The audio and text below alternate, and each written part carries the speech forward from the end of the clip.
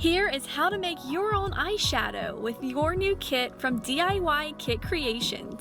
Thoroughly clean the number of pans you wish to use today with the prep pads. Using the provided spoons, add 6 to 8 rounded scoops of pigment powders to the mixing bowl. You can use the provided color starter guide for guidance, or create your own shades. Next, add 7 rounded scoops of base powder to the bowl. Gently mix. Add 8 to 10 drops of the provided oil to the bowl and mix. Add additional oil, 1 to 2 drops at a time until the consistency resembles damp sand. Pour the mixture into a prepped eyeshadow pan. Cover with a clean paper towel.